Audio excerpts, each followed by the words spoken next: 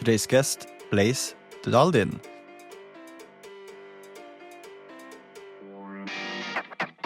So Blaise and we talked about neurodiversity. Blaise is a recruiter for more than 8 years, and we went a lot into neurodiversity by itself, but also how to leverage it in recruitment and what to consider in regards of neurodiversity.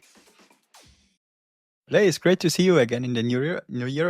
It's cool that we got to know each other through hiring, and then we said, hey, it would be really cool to do a podcast, and now we are here, and we want to talk about neurodiversity in recruitment and all the aspects of it. So glad to do that, but maybe we start with a short introduction about yourself. Absolutely. Thomas, lovely to meet you too. Thanks so much for the opportunity to be on your podcast. And yeah, as you say, whilst we didn't, make a hire there, it was definitely an opportunity to see how we can collaborate in the future. Before I do kind of, I suppose, introduce myself, I just wanted to recognize your 2024. You had a really strong year. I listened to your podcast on the 25th. So yeah, well done on the last year that you had. Thanks. So my name's Blaise. I am a recruitment talent partner. I've been in recruitment for the past 8 years. My first kind of role was focusing on tech recruitment, resourcing. I was partnered to a kind of offline community called Women in DevOps, which I suppose was my first flavor for diversity, equity, and inclusion, and what that meant for underrepresented talent. From there, it was really a case of learning more about what recruitment looked like, the acronyms that were involved, because when it comes to tech recruitment, there are a lot of acronyms.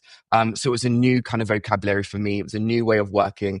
And it really kind of, I was able to be passionate about something that was very core to myself when it came to underrepresented talent. So that being said, I have worked for the likes of Amazon, Blink, a SaaS B2B, The Economist, NTT Data Consultancy, and really being able to understand the nuances involved within recruitment, and really how I could help shape what the recruitment practices look like with a focus on neurodiversity.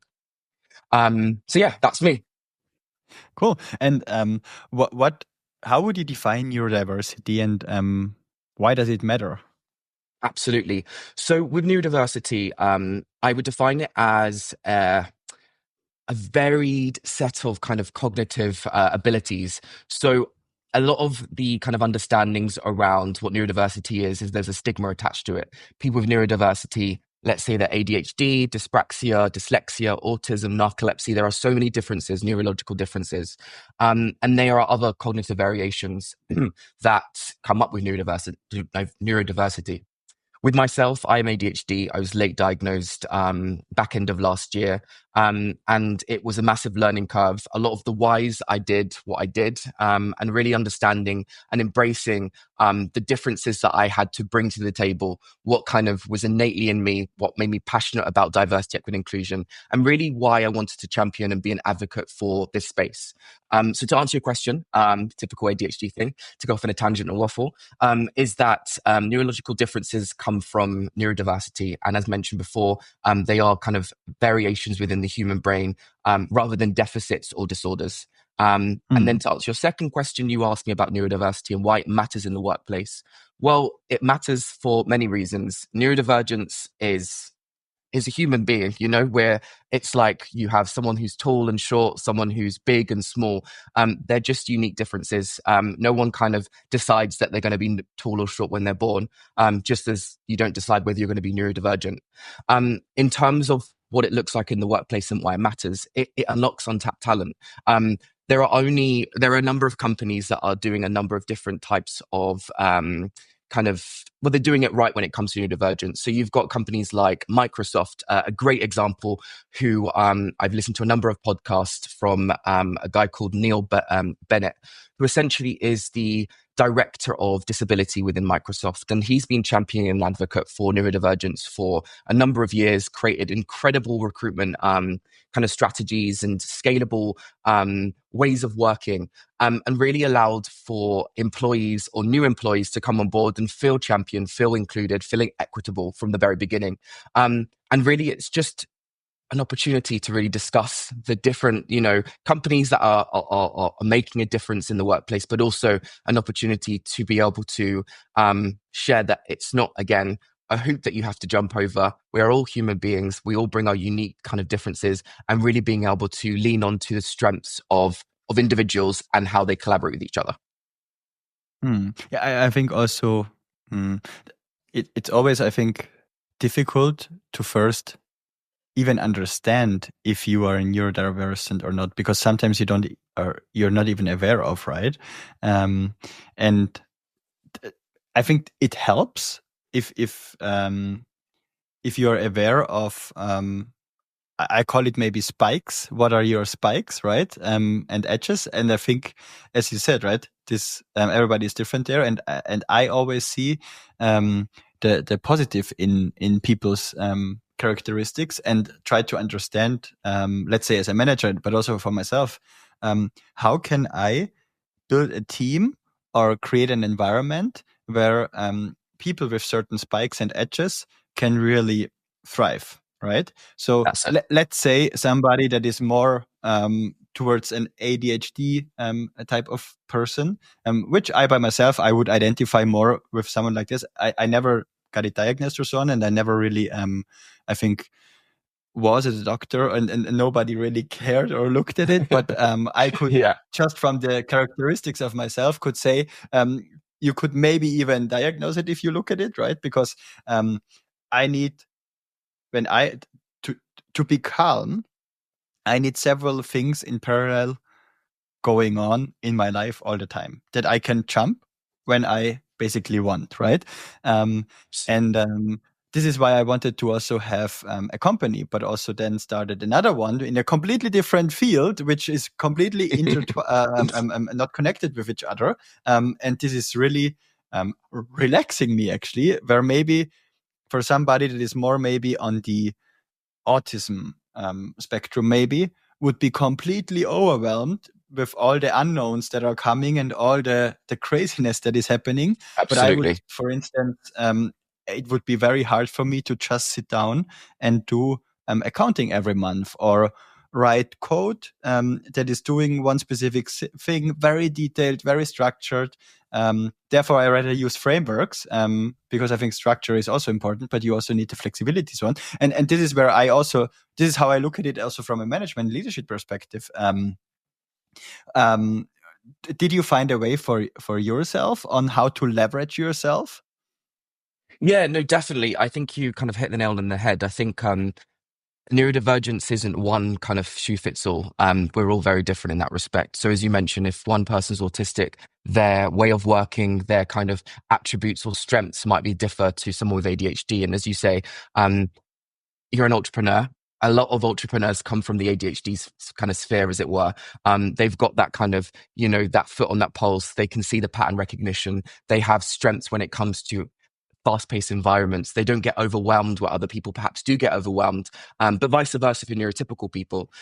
So in that respect, yeah, I mean, myself, I've been up and down. I started sales about 16 years ago, and I really enjoyed having my kind of pulse on that in that respect. So I was able to really turn a lot of things into motor skills, and it was kind of came to second nature. So I was able to do a lot of things without even considering or thinking about it.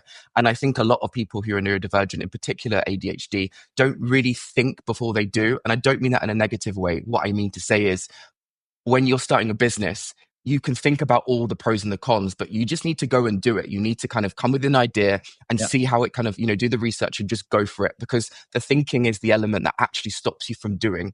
And similarly with me, I did 8 years of kind of sales. I found myself kind of being, not to sound big-headed, but the kind of top three, the top kind of, seller when it came to that. I was always good at being people-centric, people-pleasing, I suppose, is the typical kind of trait of ADHD, sadly. But also just being able to understand tones, body language, being able to really understand and listen to what people's needs are. I think being neurodivergent and being a late diagnosed neurodivergent person with ADHD, often we feel misunderstood, we feel shamed, we feel like we're not good enough, we have imposter syndrome.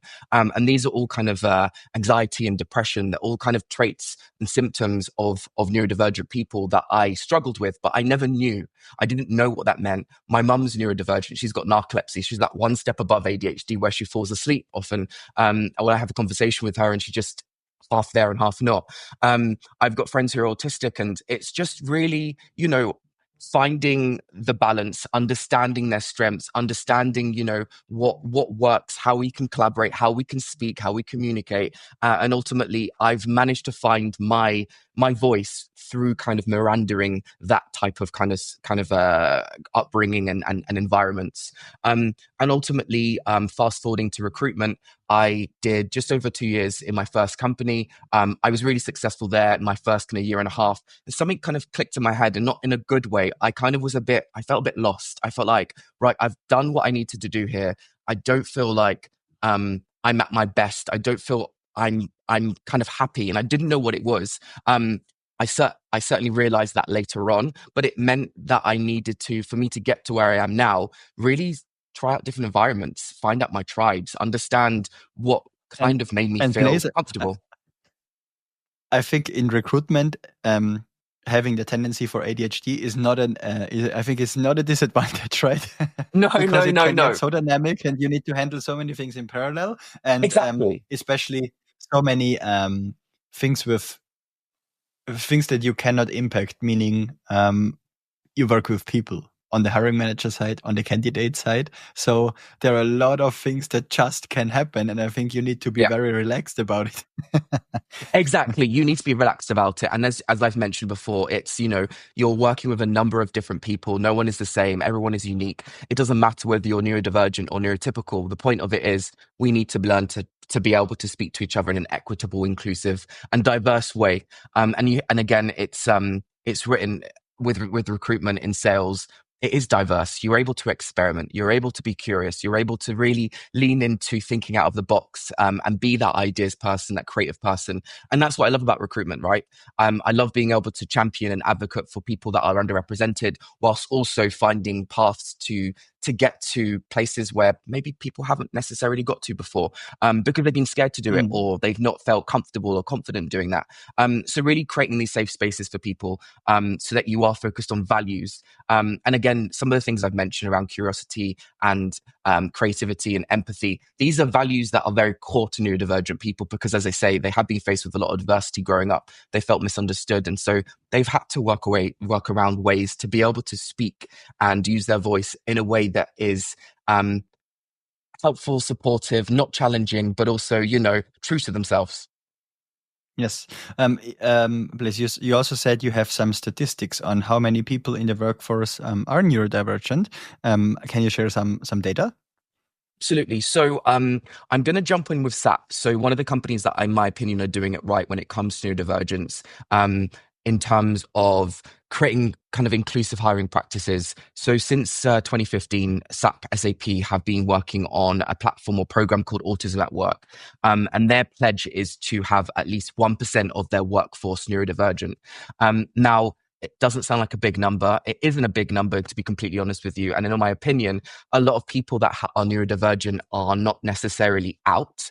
They're not necessarily kind of sharing with their work partners or colleagues or anyone, even HR, that they have a neurodivergence, whether that's dyspraxia, autism, narcolepsy, Asperger's, any of those. In terms of facts, yes. Give me one moment. Sorry, I'm just bringing up because there are so many facts that I have kind of searched. So super interesting facts in terms of neurodivergence. So typically in work, in the UK specifically, 5 to 7% of workforces are made up of neurodivergent people. Now, that fact is based on kind of people analytics that I've searched throughout a number of different companies. But as mentioned just a moment ago, that fact isn't really a true reflection of what ADHD looks like in the workplace, because there are, as I say, a lot of people that are and don't necessarily want to share about that.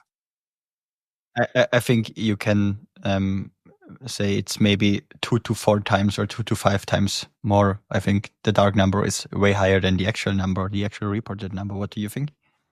Yes, I definitely agree with you. I mean, statistics say that 1 in 9 people have a neurodivergence. So if we're looking at 1 in 9 people across the globe that have neurodivergence, there can't be 1% in the workforce that have neurodivergence. There can't be, 5 to 7% in a UK kind of workforce. So I know that that fact and that statistic is wrong. It's not very reflective of the actual workforces. And so in that respect, a lot of the data that I looked up, and it's not empirical in that respect. It's based on the kind of real time when it was done, as opposed to the now.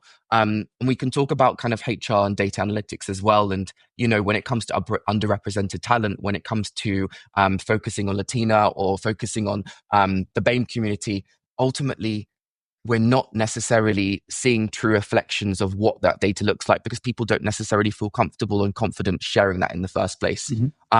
But again, some of the Yes. shocking information that I have found around kind of ADHD in the workforce is that people don't feel comfortable sharing it. And again, that's the whole point of having this podcast and having podcasts and literature around it, is to be able to demystify that information and really kind of point out that people are scared and people do feel that they might lose their job or they might be looked at as lesser. And it is just really championing them in that respect. And when looking into, let's say, hiring, from a Yeah. candidate perspective, but also from an hiring team perspective, when it comes to neurodiversity, what do you think are the attributes to consider that make it more helpful in hiring when you're faced with candidates that are neurodivergent, or even hiring managers or whatever it is? No, definitely. I think from a kind of hire manage perspective, I think I do understand there's a lot of kind of nuances involved here. And I think ultimately, if you want to hire underrepresented communities, maybe specific to neurodivergence, it's really taking the time to understand that and what that means. Because yes, you want to sing from the clouds and say our company is, disability kind of safe, it's neurodivergent safe, it's inclusive, it's diverse. But ultimately, what are we doing in order for it to be inclusive and diverse and kind of equitable? So really hiring managers, unless they have their own lived experiences, unless they've done training, majority of hiring managers, they're doing a job, and that job to them is they need to hire somebody. This is the interview process and this is the scorecard. That's all that matters. And they just want to get people through the door. I understand that. I understand the need for speed. I understand, wanting to make sure we hire somebody so that, mental health isn't affected in the team because we're one person down. But it's really, educating hiring managers, because if there is a lack of awareness or understanding, what are they doing that could maybe make someone that's neurodivergent not feel that they're comfortable or confident in the interview? What can you focus on to help them bring out their strengths? What types of kind of questions could you ask? And maybe some examples of what you're asking, just so that that neurodivergent person knows what you're asking them. Often with companies, so I talk about Amazon. When I had my interview process, I didn't know I was neurodivergent. Definitely knew I was different, but it was over one day. It was a 6-hour interview process. Each hour was with 2 people, and they all happened to be diverse. And what I mean by that is they were underrepresented communities. We had women on the interview. I had people from the black community on the interview. It just felt like I was the representation. It felt like it wasn't, white men in suits, sadly to say. And so I felt very much seen and very much heard. And I felt like I could bring my authentic self because that's who I was seeing on the screen. They, as an example, did it right because ultimately they are representation for the underrepresented. They asked me questions that focused on values rather than, personal kind of questions that maybe they wanted to relate with you. So those values really made it easy for me to be able to say, okay, so when we're doing leading from the front, or we're talking about a different type of value, I have examples that I can bring to the table because I understand exactly what you're talking about. And I think that animosity when it comes to hiring managers, and they're not really sure how to be able to tease those answers out of their kind of potential employees, that is where things kind of crumble, I suppose. And that's where people with neurodivergence, I guess, are not set up for success, but failure from the very beginning. And again, it's asking those questions, recruiters, and taking the time to ask people, do you need reasonable adjustments? Do you need any help or support in the interview process? Because ultimately, if you're not asking that question, you're kind of letting the candidate know that we're not a kind of disability safe or disability inclusive company. You're kind of letting them know that I'm just doing a job, and that's the kind of, that's that. And that's how I feel, at least. And so it's always important, regardless, to always ask, as part of one of my screening questions, are there any reasonable adjustments? Can we do anything? And I am seeing more and more of this happening when I am applying to roles, for instance, or I've seen opportunities online, where you are, asked if there are any kind of disabilities or anything that you want to talk and share about. But a lot of the time, people don't want to share that with them because they don't feel comfortable or feel like they're not going to be interviewed in the first place. So really, that onus is on the hiring managers, on the recruiter, and making sure that you're able to champion the candidates from the very beginning, so they feel safe and inclusive and equitable from the beginning. Mm, definitely. And when it comes to, let's say, a first interview, a screening interview, is there something specific what you would look at on a candidate perspective when you are evaluating, for instance, for a next job or company by yourself? What are you looking for in terms of also a neurodiversity? Absolutely. So specific to neurodiversity, I think I'm looking for strengths in what their anecdotes sound like. So I'm asking about collaboration. I appreciate that sometimes myself, I kind of waffle a lot, or I beat around the bush, and I have a point that I want to make, and it takes me some kind of time to get to get to that point. But ultimately, it's seeing past that. Not everyone is able to be concise in every given moment. There are going to be days, times, neurotypical, neurodivergent, it doesn't matter. There are going to be off days for people, off times. For instance, we're doing this 9 a.m. kind of a kind of podcast. I said yes to you, but that was very ADHD of me to be impulsive and be like, yes, that'll do it. But ultimately, it would have been better had I moved the time to a bit later, or asked if that was an opportunity, so that I had more time to be able to wake up, as it were. But that being said, not everyone's the same. There are some people that are, like to be up at night, some people that like to be up in the morning. So ultimately, it's really just making sure that you understand yourself and understand what your needs are, because ultimately, how can someone help you if you don't really know how to help yourself?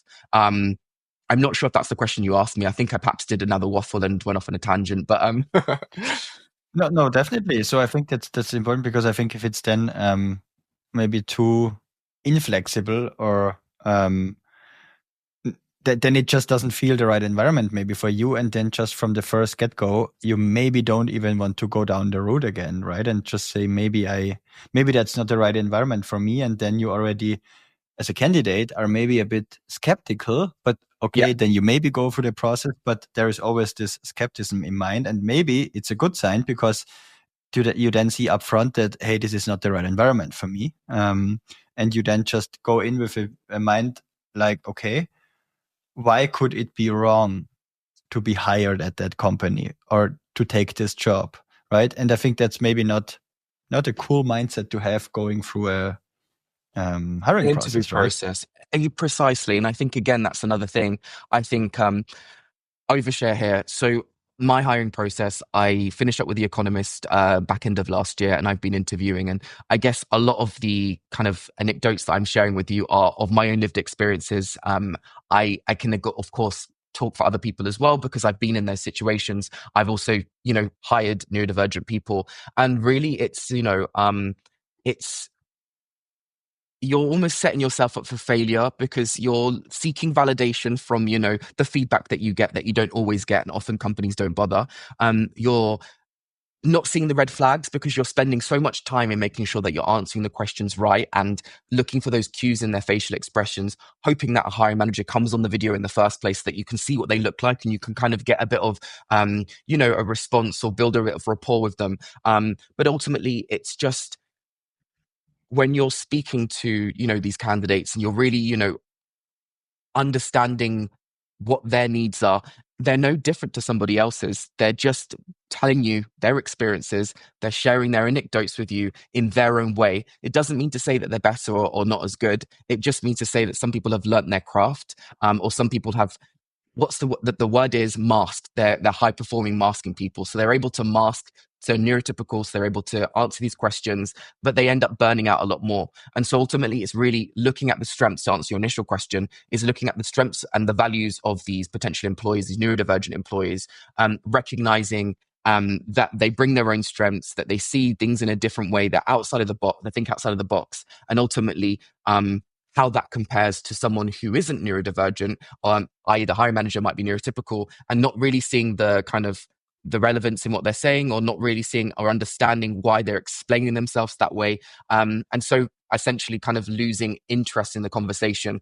And again, the neurodivergent person is now thinking, I can see that losing interest. And then they start to feel imposter syndrome, that they're not good enough. They're not seeing the red flags within the interview process. They may even be offered later down the line, but actually they missed all the cues from the very beginning because they weren't asked about reasonable adjustments. They didn't feel like the hiring manager really listened to what they were asking when they asked questions in emails, when they were asking for clarifying questions to make sure they understood the question.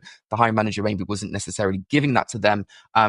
And again, the hiring manager's none the wiser because they haven't had the training. They're neurotypical. They haven't been around that environment. They're looking for one thing when they're asking these questions and not thinking, okay, this person might be answering the question, but in a somewhat different way. I'm not going to mark them down for that. I'm going to ask them some more questions because maybe they didn't get what I was saying. And so ultimately, it's just really changing your perception, changing the way that you kind of look at things, because ultimately not one size fits all. As mentioned at the very beginning, there are tall people, there are short people, there are big people, there are small people. We're all very different. And ultimately, it's just trying to seek those brilliances in individuals in a way that the other person receives it and the other person gets it. And the more that you do it, the more that you get stronger and more confident in doing it. And ultimately, it just becomes more ingrained in your practice. And I think you'll find that neurotypical people will appreciate that too, because as I say, everyone has an off day. Thanks, Blaise. I think that were great final words. Thanks for your time. Thank you so much. Appreciate your time. And thank you for having me on your podcast.